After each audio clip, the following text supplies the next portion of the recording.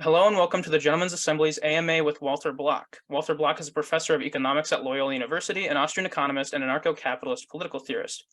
Walter Block has authored many books and articles, the most notable of which is his Defending the Undefendable series. In this series, he goes on to defend the value of people who live in a variety of controversial life practices. If you have any interest in Walter Block or his works, I would suggest that you pick up that book on Amazon or somewhere. It's a really interesting series. So then we can just go ahead and get straight into the questions that people have lined up for you. Our first question is a little more, nothing political, just what's your favorite film and why? Wow, that's a rough one. I guess it would be Atlas Shrugged. A lot of people panned that, but I liked it. And Atlas Shrugged is my favorite novel. So I guess a movie made on the basis of it would be my favorite movie. Yeah, I guess I'll stick with Atlas Shrugged. There are many other good movies, but I like that one. Okay. All right, then our first really political question. Amongst the libertarian critiques of the status quo, what is the one that resonates with you the most? Say that again, amongst the libertarian critiques of the status quo, what is the one that resonates with you the most personally? Well, I guess anti-war. Not anti-war, anti-unjust war. I'm not anti-just war, defensive war. If the Martians attack, we should kick their butt. But I'm certainly against unjust war. And Murray Rothbard once said that there were only two just wars that the U.S. fought. One was the Revolutionary War, and the other was the South in the War of 1861. Not the Civil War. It was not a civil war. It was a war of secession. Those are the only two. World War I, World War II, Vietnam, none of them were just wars. And certainly the war we're now fighting by proxy in Ukraine is not a just war. So I'd be against all unjust wars. And the U.S. is up to its armpits in many of them. And that would be the one that would bug me the most, because it's murder to engage in an unjust war. Okay. So one of our friends asks, could you help me understand how corporations in a laissez-faire economy would be checked from using their superior resources to dominate and control the economic way of life for others? Well, what does a corporation have? What powers does a corporation have? All the corporation or a business, a partnership, or a private mom and pop grocery store, or Walmart's, which is a big grocery store. What power do they have? The power to offer you a better bargain than their competitors are. I mean, Walmart started out with one, I wouldn't say mom and pop store, but one store in the middle of Arkansas, I think. And how did they grow? Well, they grew by giving people a lower price, better quality, better service.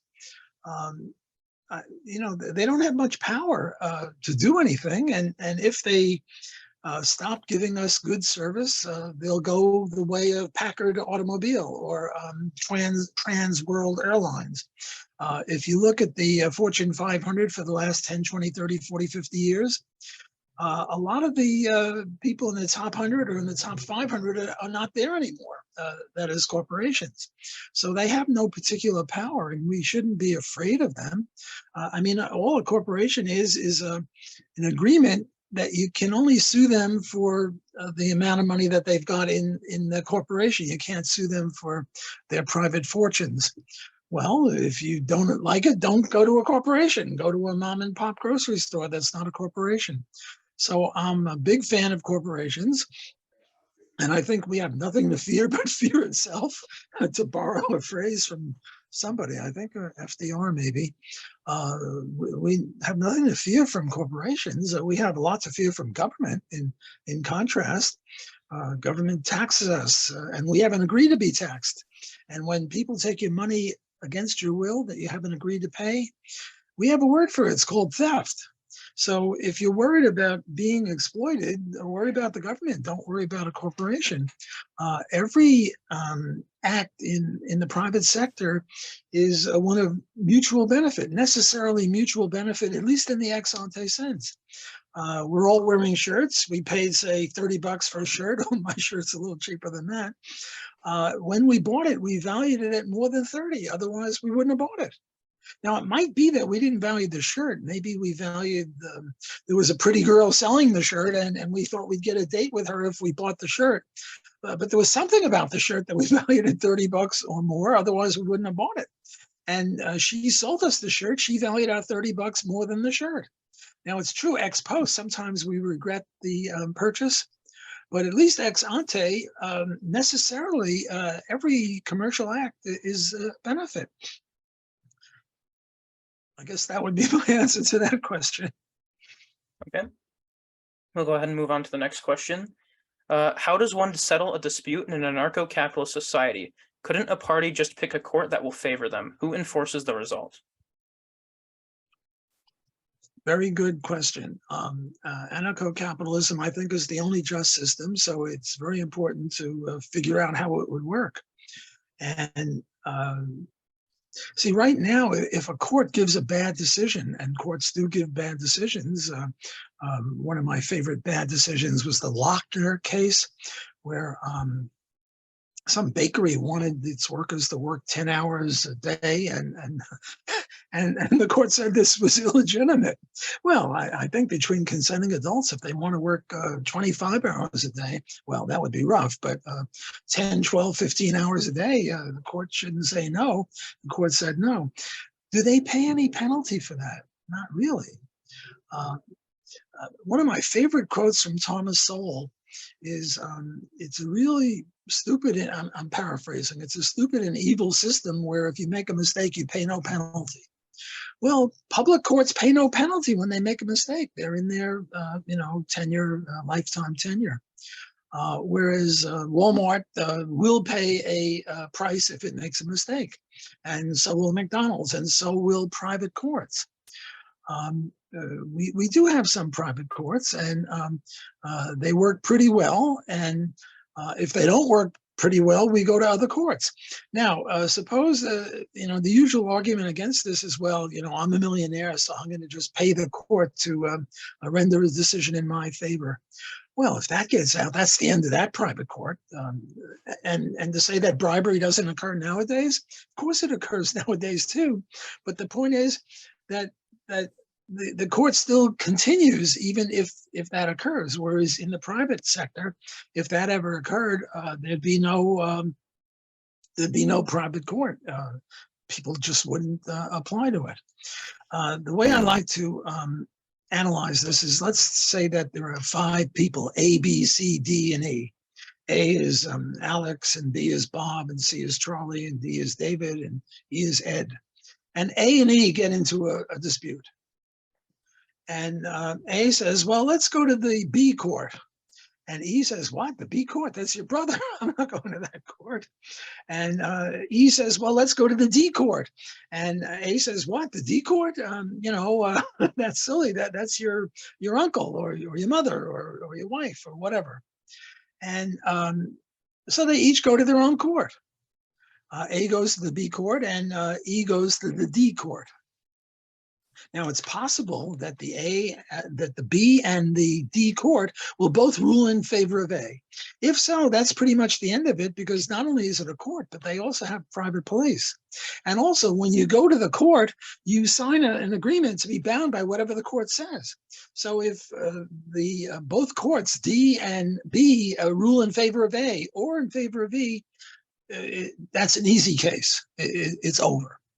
A complicated course would be D rules in A's favor and B rules in E's favor, but let's forget about that. Let's take the usual case that B rules in A's favor because he's his uncle, and D rules in E's case because he's his friend or whatever. Well, now what we do is we go to a Supreme Court, C. We forgot all about C. And there are two types of courts. One is a bandit court, and the other is a legitimate court. A legitimate court will recognize the possibility that they will come up with a decision that is incompatible with the court, with the decision of another court. Namely, B and D, if they are legitimate courts, they will recognize that upon occasion, they might come up with the opposite conclusion. And what should they then do? Well, if they're legitimate courts, what they'll do is they'll agree beforehand that if ever we come up with different decisions, we will go to Charlie, or we'll get 5 or 6 courts, and we'll have a random number, and we'll pick a court, and then we'll be bound by it. On the other hand, if we're bandit courts, we'll say my way or the highway, the hell with everybody. If you disagree with me, we have to fight. Well, fighting is very expensive. And also, there's such a thing called legitimacy. I mean, a bandit court, nobody's going to go to it. And even the mafia court in the movie, what was that movie with the mafia guy? Help me out here. A famous mafia movie, The Godfather. And the baker comes to the Godfather and says, well, these guys raped my daughter, kill them. And the Godfather says, well, he only raped her, he didn't kill her. I'm going to give him a beating that will be justified. So even he was, it's true, it was a movie, but still, I think the movie was very accurate as to what's going on. Even the mafia people have this feeling to do justice. Well, the heck with the mafia. The B and the D courts would now go to C court and C would decide. And as C also has a police force, and A and E have agreed to be bound by whatever the court decides. So that's how it will work. The two best people on this would be David Friedman in his book, Machinery of Freedom, not Machinery of Freedman, and Murray Rothbard, For a New Liberty and the Ethics of Liberty, goes into this in much greater detail. Hans Hoppe has also done great work, as has Stefan Kinsella. So that would be my answer to the private court problem. All right. If there's any pushback or comments or criticisms of my answers, I'd be willing to contemplate them. I don't want to just, have questions and then I give the answer like a pontificator. But if the questioner says, well, but what about this? I'd be happy to follow up any of these questions. Okay. All right. So our next question would be, what is your criticism of market socialism and socialist market anarchism as proposed by Kevin Carson and Roderick Long, if you're familiar with them? Oh, yeah, I'm familiar with them. I have no real criticism of socialism as long as it's voluntary.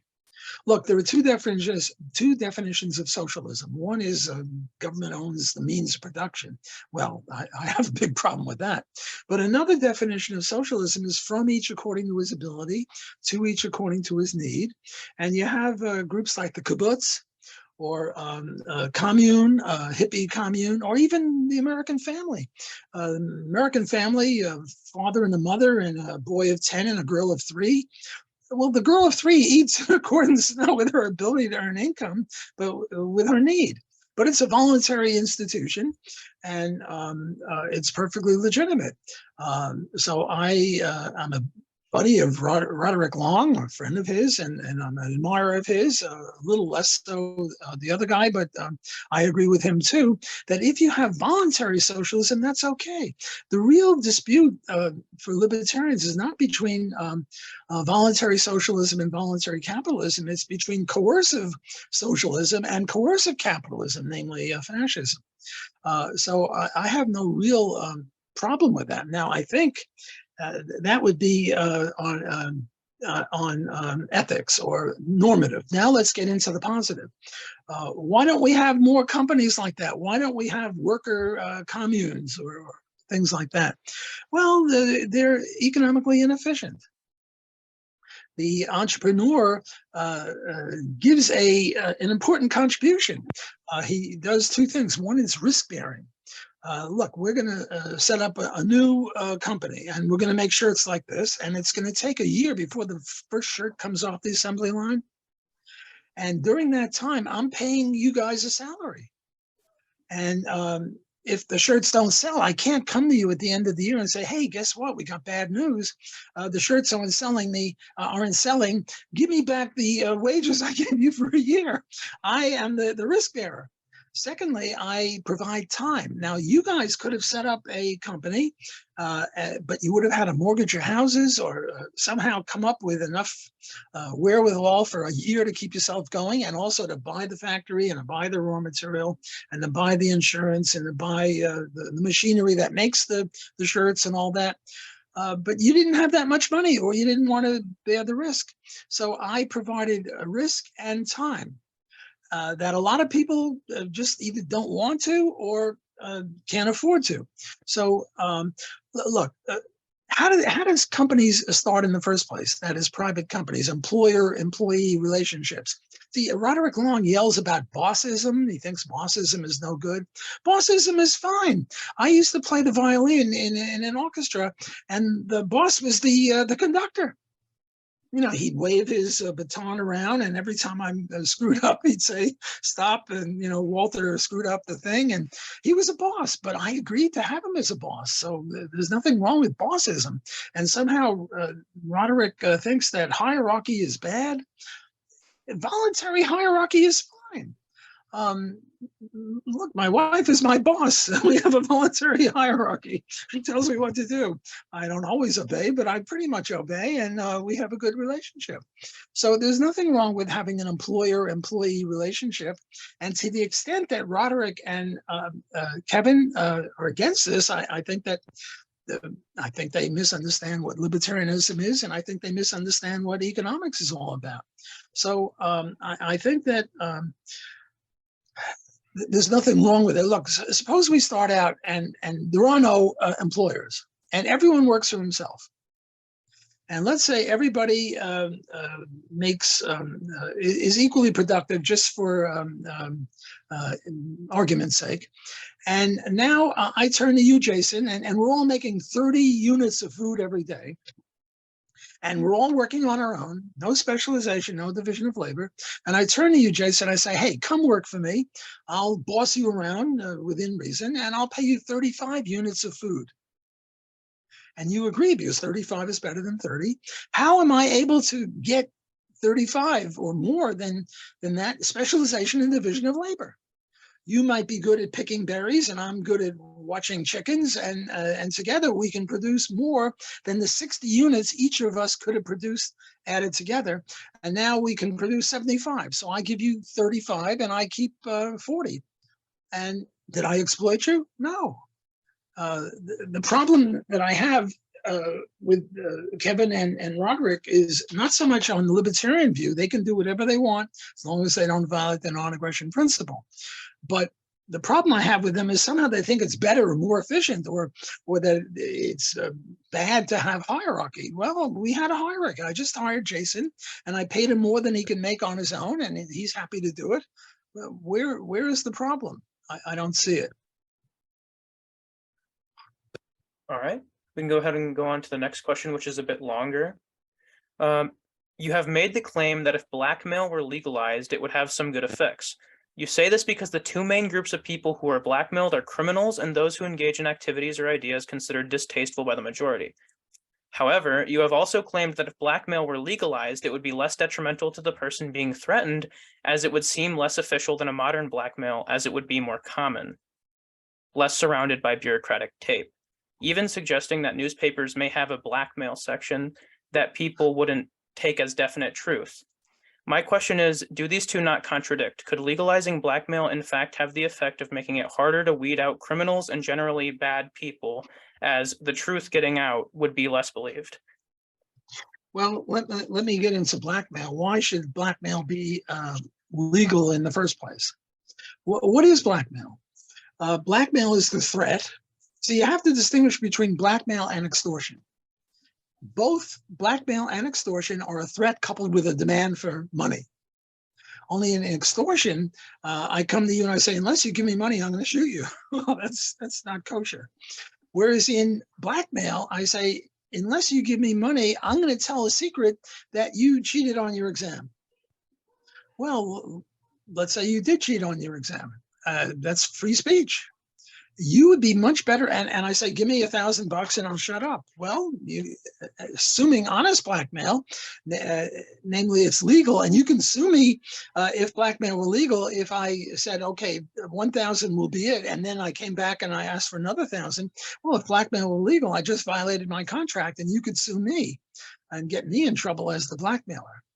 Okay.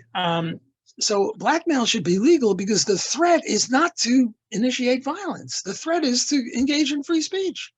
I'm now engaging in free speech. You cheated on your exam. I'm going to tell everyone. Or you went out with another woman and you were married, and if your wife hears about it, you'll be in trouble. So give me money. Well, it's just free speech.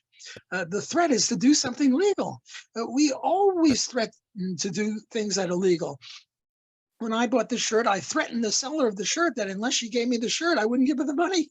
She threatened me that unless I gave the money, she wouldn't give me the shirt. So don't think that threats are necessarily bad or incompatible with libertarianism.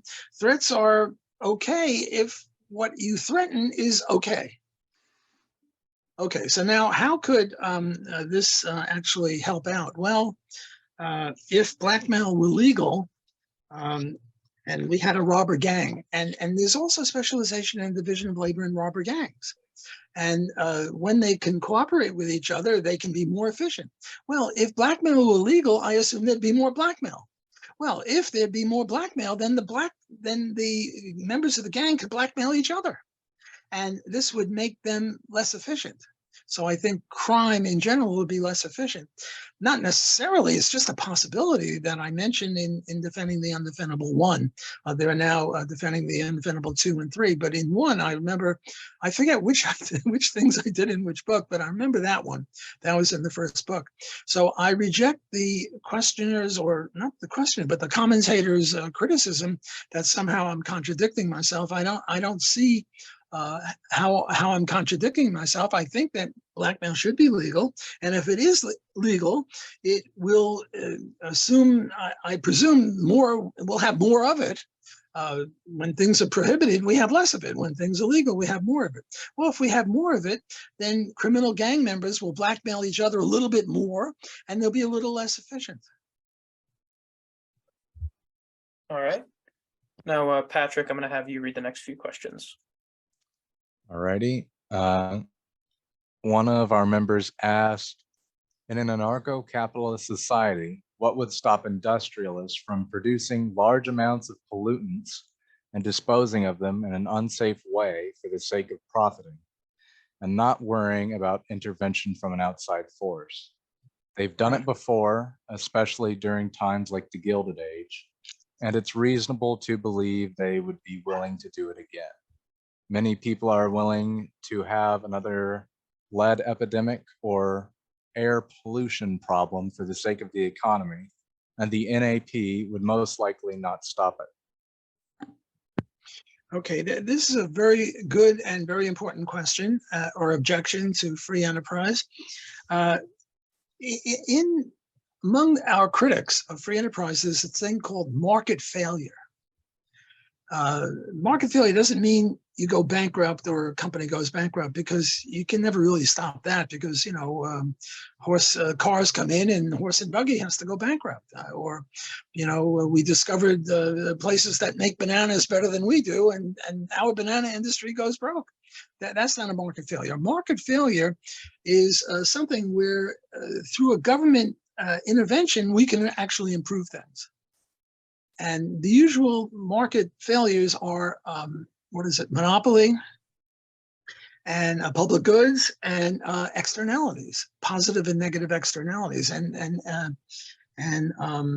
pollution is a so-called negative externality, that you impose costs on other people through pollution, and they can't be compensated for it. So this is we have too much steel making, because steel making has pollution onto the lungs and laundry before we had dryers of other people.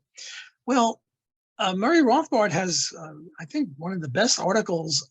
He has one of the best articles on pretty much everything, but he has one of the best articles on pollution. And I forget the full name of it is something called air pollution. And it was in the Cato Journal, a magnificent article. I think it was 1982. So if you want a real definitive answer on this, go read that article. I can only spend, a couple of minutes on it. And what Murray says, if I can put words in his mouth, is pollution is not a market failure. Pollution is a trespass. And if I take my garbage, my eggshells, my orange peels, and my coffee grounds and other stuff like that, stuff from the cat litter, and I dump it on your front lawn, what do we call me? We call me a nut. If you're nice, you'll come to me and say, hey, have you lost your marbles? You can't do that. If you're not nice, you'll call the cops on me. But suppose I grind it up into little dust particles, and now I send it over to your front lawn and into your lungs. Well, it's the same thing.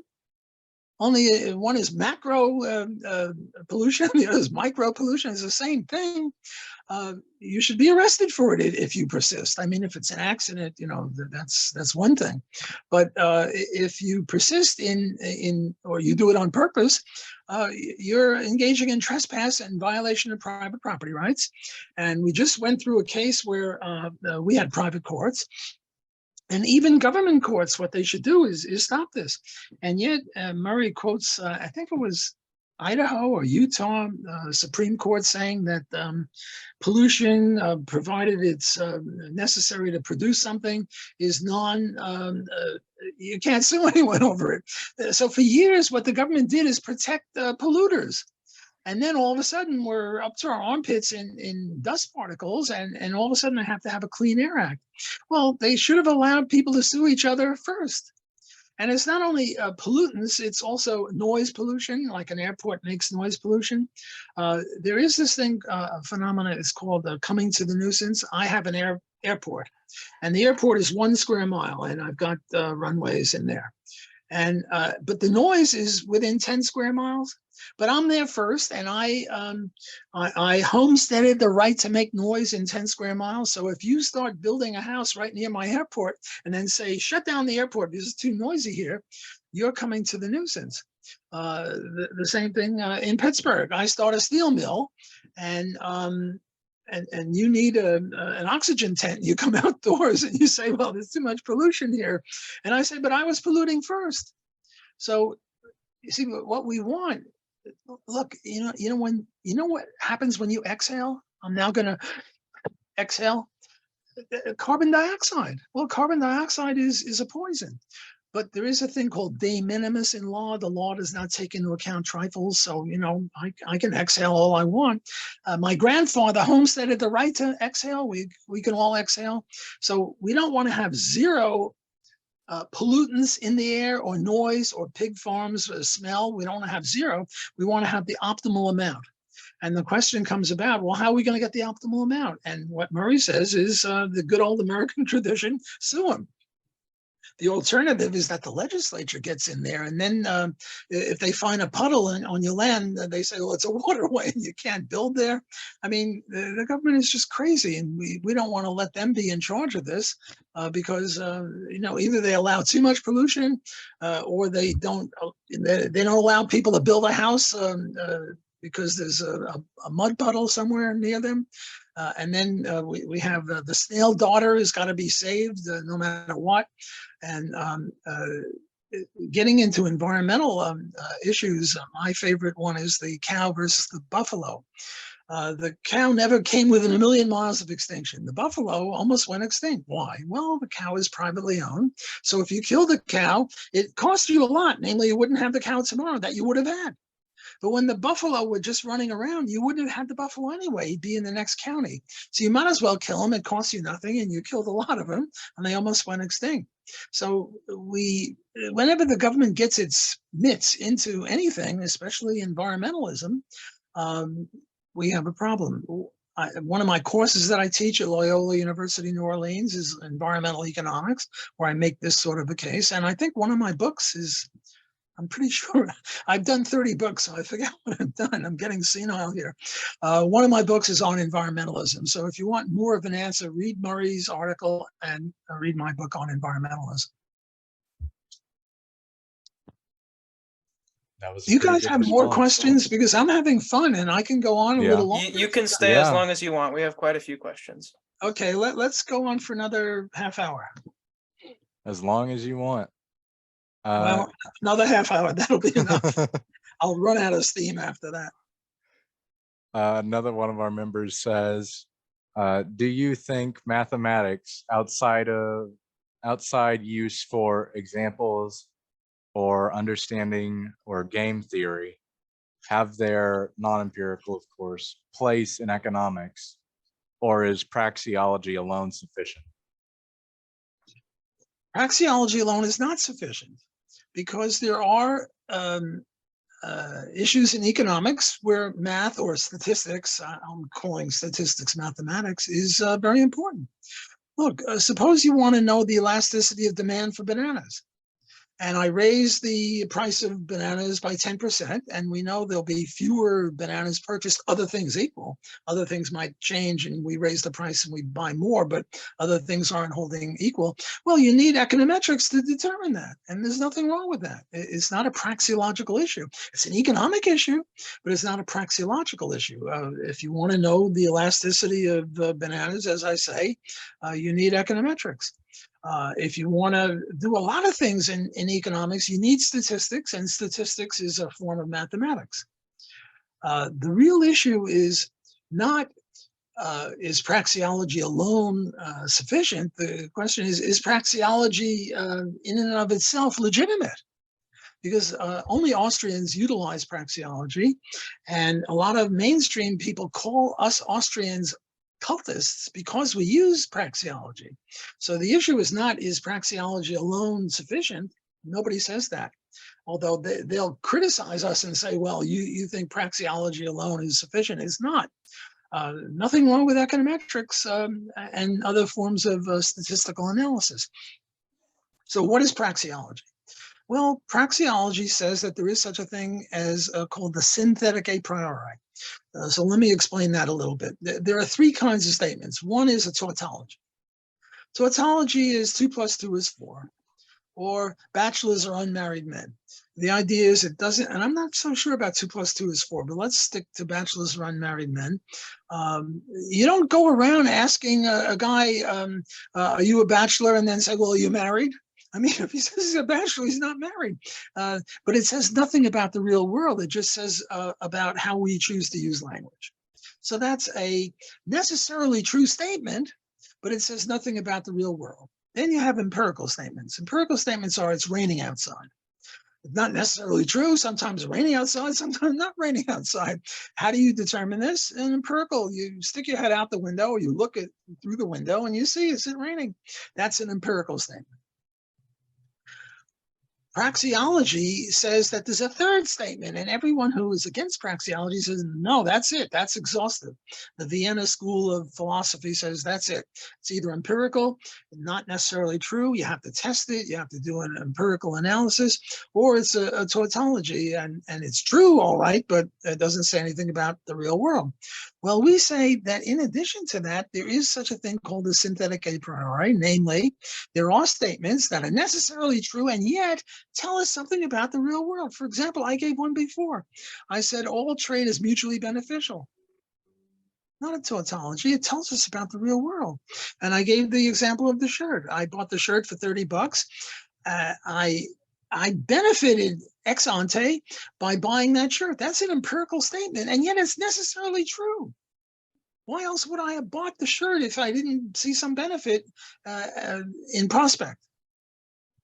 And for this, people like Gary Becker, my dissertation advisor at Columbia, Gordon, what's his name, James Buchanan, Milton Friedman, and other leading economists call Austrians cultists, and they don't mean that as a positive. They mean that, as a negative. They say, well, if you want to make a statement, you have to test it. Well, how the hell are you going to test whether I benefited ex ante when I bought the shirt? Another one would be minimum wage. Minimum wage necessarily in equilibrium will unemploy anyone whose productivity is less than whatever is specified by the minimum wage. Minimum wage says $10 an hour you got to pay. Well, suppose somebody's productivity is $3 an hour. He's not going to get a job in equilibrium. He might get a job, in which case the person employing him paying 10 for $3 will lose $7 an hour on him. That could be, but not in equilibrium. You don't, I mean, Card and Kruger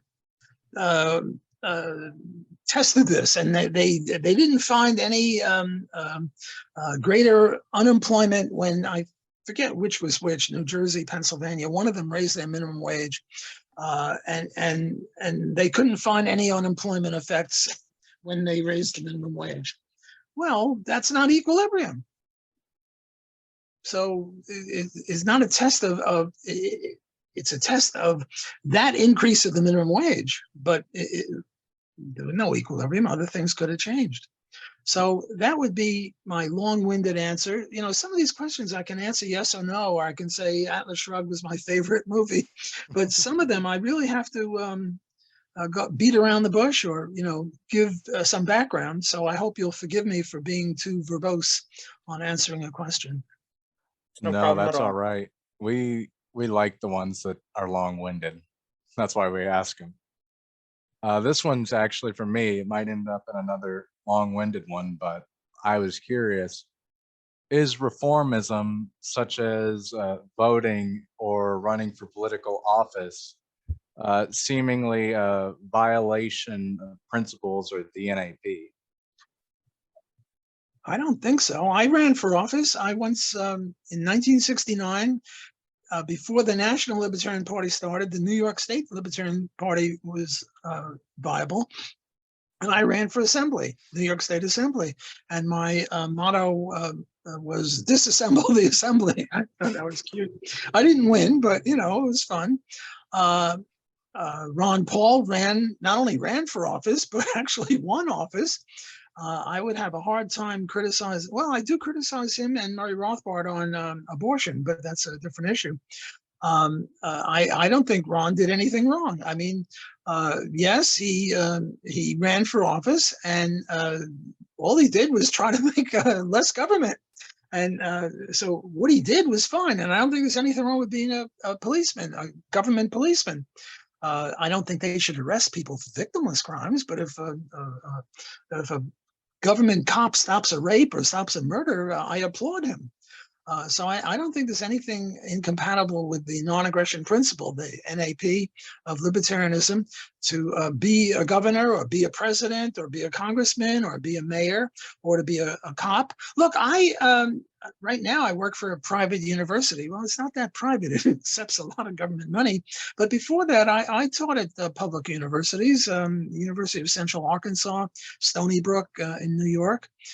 They were government groups, and I took a salary based on, you know, agreement. I needed a salary, and they offered me a salary, and I took it.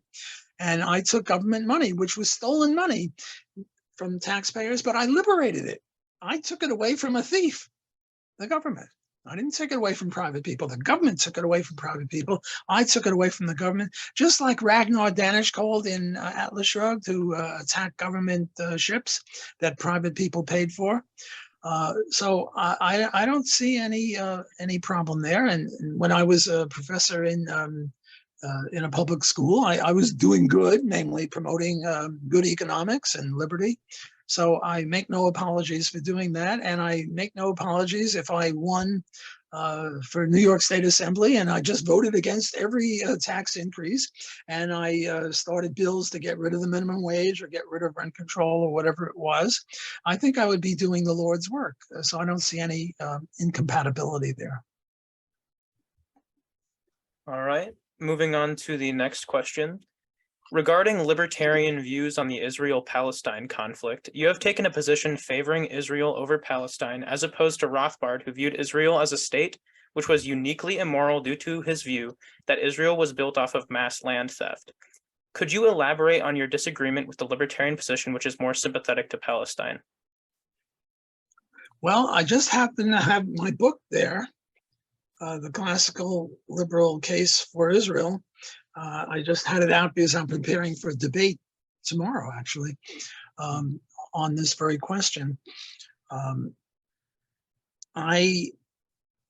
Look, I'm an anarcho-capitalist. I'm against all governments, including Israeli government. I'm against the government because it's a government, sue me. I'm an anarcho-capitalist. But that's not the real issue. The real issue is Israel any worse than all the other governments? Or what I'm doing here is I'm taking the classical liberal position with my co-author. I should mention I have a co-author, Alan Fuderman, who made very important contributions to this book. And so what we're looking at in this book is not Israel from an anarcho-capitalist eyeglasses, but rather from classical liberal eyeglasses, which would be a minimal government or even more than minimal government. I mean, looking at it sort of like from a Hayekian or a Friedmanian or Ron Paulian way, that governments are legitimate as long as they limit taxes and don't do too many bad things. Well, on that basis, Israel looks pretty good.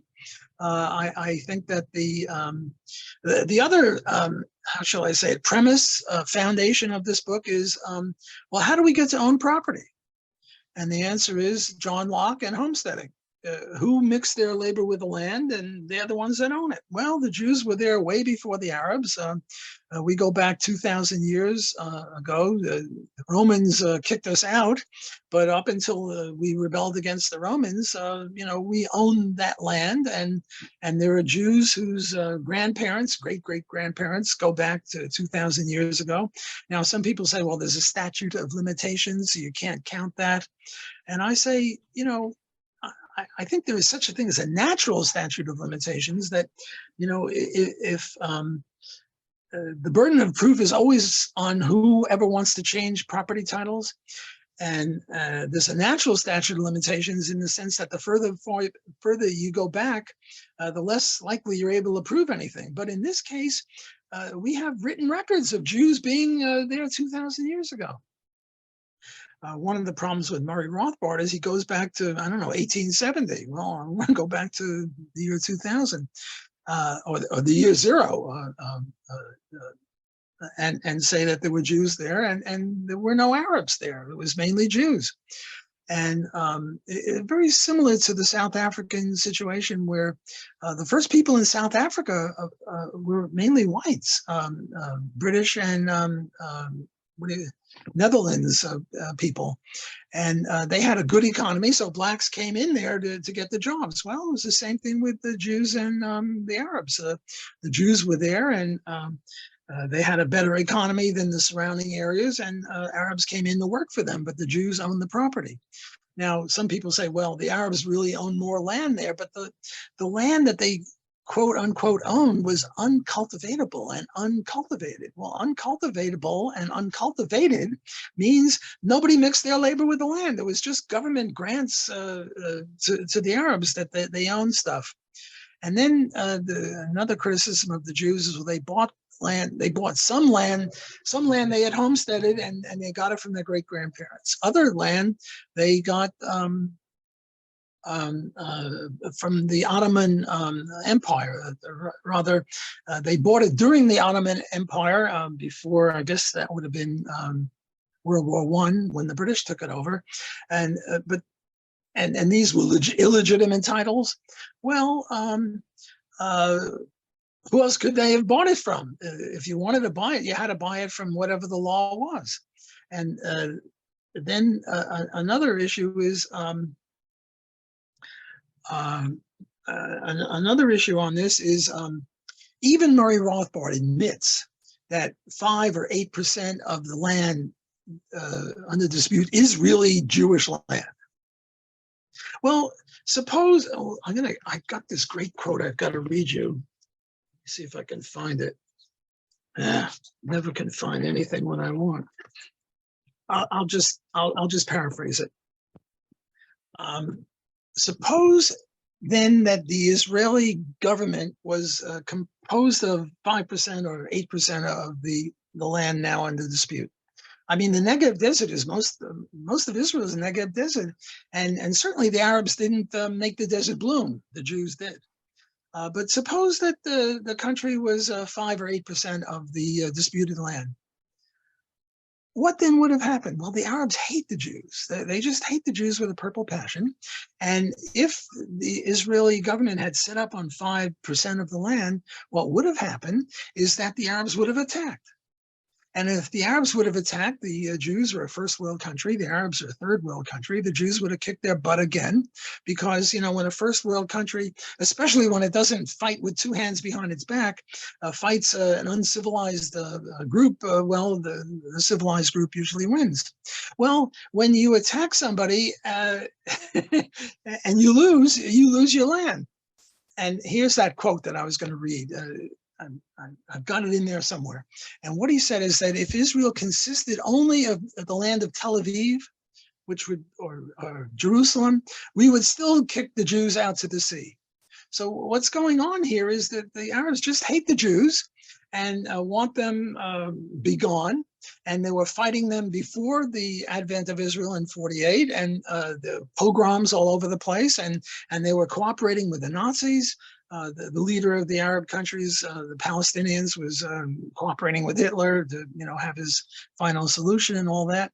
So I think this is roughly the case in behalf of Israel, namely land. And I'm looking at it from the Rothbardian, John Lockean way of determining who owns land, namely who homesteaded it. The Arabs didn't, the Jews did. Now, what happened in 48? What happened in 48 was a whole bunch of Arabs left, and they want to have the right to return.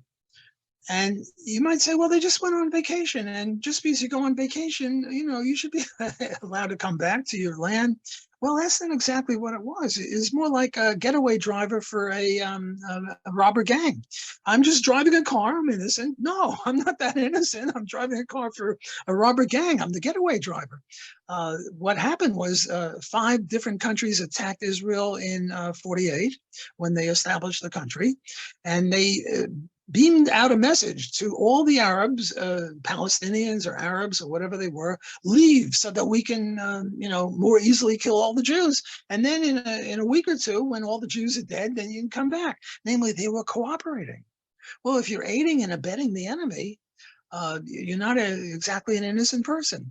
And then there's the question, well, how about all the Jews that were living in Egypt and Syria and all these other Arab countries, Jordan and all these other Arab countries? They left. Why shouldn't we have a little switcheroo?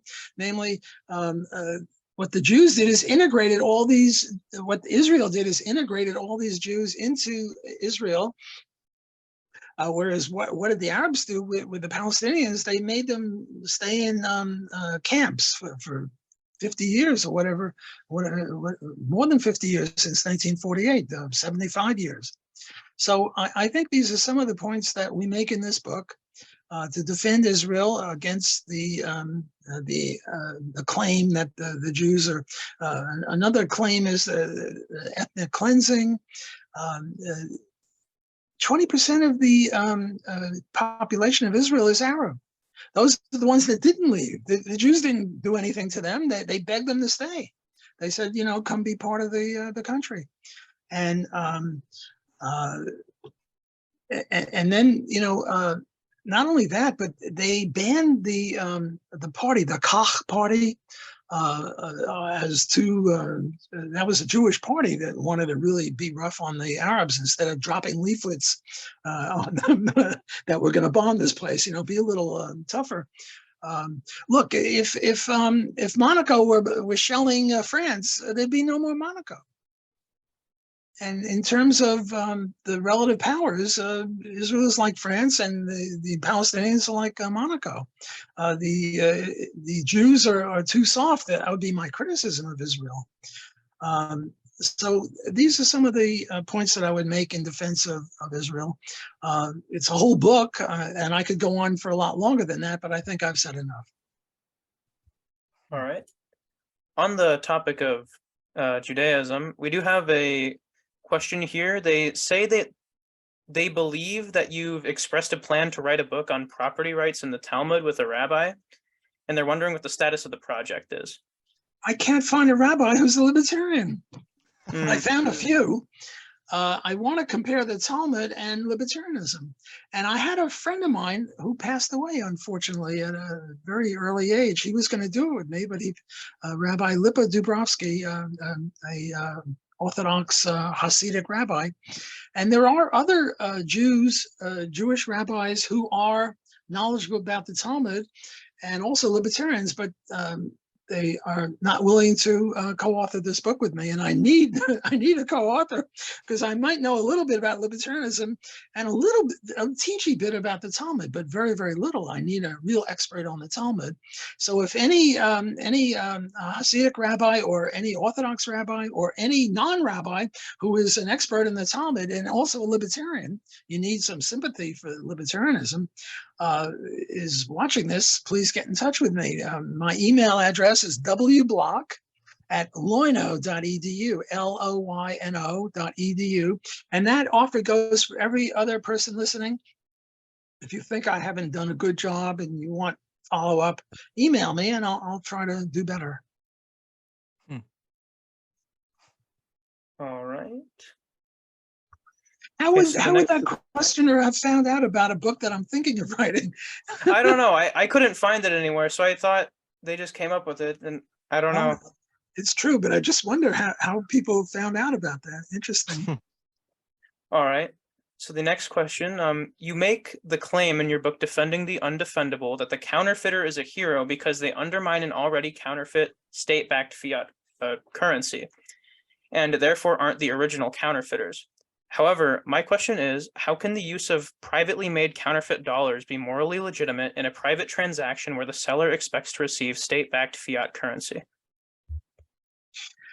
That chapter is a lot of the chapters have been criticized by many non-libertarians. One of them was unkind enough to say that the only good thing about the book were the cartoons. And I didn't write the cartoons. I had a cartoonist illustrate some of the chapters. A guy named Rodriguez. I found a cartoon of his in Playboy. And what it said was, this guy says to that guy, please, you're her pimp. Tell her to behave. She won't listen to me. I'm a father. I figured anyone who can write a cartoon like that, he's my man. So I sent him all the chapters and I said, could you come up with cartoons? And he said, well, I don't know. And I said, look, if nothing comes, you don't have to illustrate every chapter, but if something grabs you, just illustrate the stuff. So anyway, one of the critics of the book said the only good thing about it were the cartoons. That was a rough criticism. But there's one chapter that libertarians who I like and admire, Matt Mackay, Bob Murphy, and Laura Davidson, each wrote a criticism of that chapter based on roughly what you said. They said the rest of the book was great, and they're libertarians, and they appreciate the book. However, this chapter I went too far, or I was full of beans, or whatever the expression was. And they each wrote a chapter, an article in a referee journal saying why I was wrong. And then I wrote a rejoinder to all of them saying, no, you're wrong. And my theory is whoever publishes last is right. I'm kidding about that. But I published last, so I'm right. And they're all wrong. Look, I think that counterfeiting money is very bad. It's sort of like my justification for working for the government. I took money from a thief. I didn't take money from the rightful owner. The rightful owner was the taxpayer. The government took money from him, and I'm liberating money from the government when I took a salary. Well, the counterfeiting thing is parallel to that. By the way, do you know that during the Vietnam War, one of the most powerful attacks that we, the United States, I shouldn't say we, that the United States had against Vietnam was they counterfeited their money. And then they started dropping it all over the place. And that's a very powerful criticism, a very powerful undermining of the economy. Well, if you want to undermine the Vietnam by counterfeiting their money, and I want to undermine the US system of counterfeiting money, well, you counterfeit money. I think the libertarian non-aggression principle is don't counterfeit legitimate money. If we were on a gold standard and somebody started counterfeiting the gold, I would say, no, that would be a violation. But the money that we now have in our wallets is counterfeit money. It's counterfeited on gold. So if you counterfeit money, now what about the person? Okay, so now I'm going to buy a shirt from Patrick and I give him this crappy money. And I say, Patrick, to the extent that you deal with counterfeit money, you're taking a risk. You're being part of the state. You're supporting statism. And you get what you deserve when I gave you the counterfeit money. So shut up and stop complaining. Would be my response.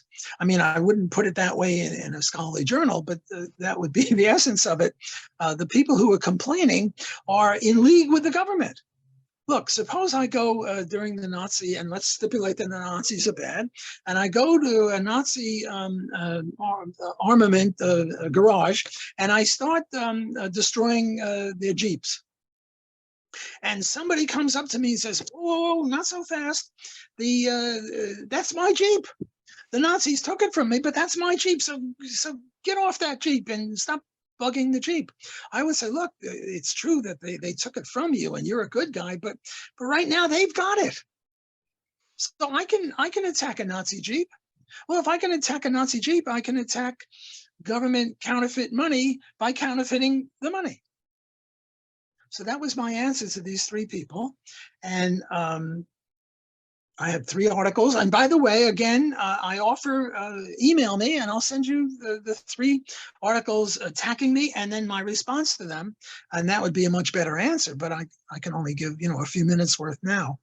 But we're now at the hour period, and I promised you a half hour, and then we added to an hour. So I'm sort of running out of steam. I'm getting old and feeble, but if you have a lot more questions, maybe in a month or 2, we can reconvene and maybe you'll get more questions and more comments and we'll do it again because I really enjoyed the questions and responding to them. All right, we can plan for that. That sounds nice. Great. Good. We love asking them. They're great. Well, I like answering them. So we're mutual benefit here. A great trade. Well, take care. I'm going to leave you guys, but send me the URL for this. All right. Yeah, we will. Of course. Good. Take care. Take care. Thanks again. You too. Bye.